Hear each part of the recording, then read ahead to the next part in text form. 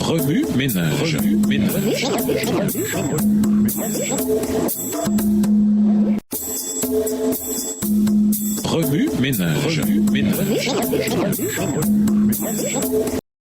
Bienvenue dans votre émission. Remue ménage. Nous voilà à la leçon de dimanche intériorisée, plein feu sur l'hypocrisie. Tout le monde cherchait à le toucher parce qu'une force sortait de lui et les guérissait tous. Luc 6, verset 19. Qu'est-ce que ce verset signifie ? Prenez le temps d'y réfléchir. Une foule immense venue de la Judée, de Jérusalem, de Tyr et de Sidon suivait Jésus. Beaucoup de gens étaient malades, beaucoup étaient tourmentés par des esprits mauvais. Au verset 18. Jésus les guérit tous, même ceux qui le touchaient au passage. La puissance de Dieu émanait d'un grand médecin. Si on croyait, on pouvait être guéri simplement en le touchant. Luc 6 commence avec les disciples affamés de Jésus qui cueillaient du blé le jour du sabbat et le mangeaient, ce qui constituait une grave erreur selon les lois relatives à l'observation du sabbat établies par les pharisiens. Face à cette situation, Jésus se déclara maître du sabbat. Il démontra son autorité en guérissant la main paralysée d'un fidèle dans la synagogue le jour du sabbat, toujours sous la surveillance des pharisiens. Luc 6, versets 6 à 10. Plus tard, Jésus prononça les béatitudes ou bénédictions que recevront ceux qui vivent selon le code de conduite de Dieu. Voir les versets 20 à 23. Puis les malheurs se fondront sur les riches et les puissants. Versets 24 à 26. Ensuite, il exhorta ses auditeurs à aimer leurs ennemis. Versets 27 à 36. Encouragea ses disciples à ne pas juger de crainte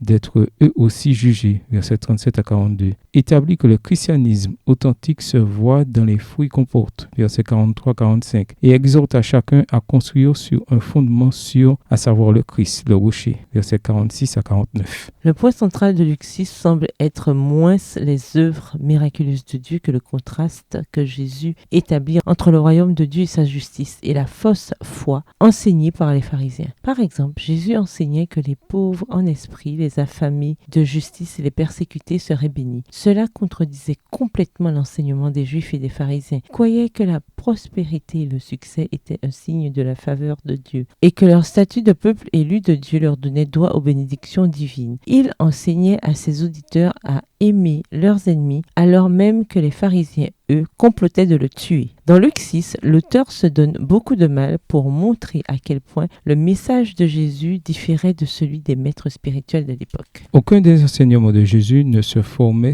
sans qu'il ait d'abord lutté pendant un temps de prière secrète. Dans Luc 6, verset 12, Jésus gravit une montagne pour prier et il passa la nuit à prier Dieu. Il sentait le poids des conséquences du labeur à accomplir le lendemain. Au matin, il descendit de la montagne pour choisir 12 disciples et enseigner le véritable évangile. Quand on considère ce que Jésus faisait jour après jour, peut-on être étonné de ce qu'il se retirait de temps en temps pour passer une nuit en prière. Remue ménage, revenez à votre texte écrit et étudiez le passage. Encerclez les mots, expressions ou idées répétées. Soulignez les mots ou expressions qui sont importants et qui signifient quelque chose pour vous. Reliez par une flèche les mots, expressions aux autres mots, expressions associés au connect. Quels éclairages particuliers vos notes semblent-elles indiquer dans l'ensemble? Mémorisez votre verset préféré tiré de Luc 6. Écrivez-le plusieurs fois pour vous le rappeler plus facilement. Qu'est-ce que Jésus ressentait alors qu'il rencontrait des êtres souffrants qu'il avait criés et qu'il connaissait? Tel que rapporté dans Luc 6, pourquoi les pharisiens n'ont-ils pas répondu à Jésus lorsqu'il a dénoncé leur hypocrisie? Au revoir. Et à demain si Dieu veut.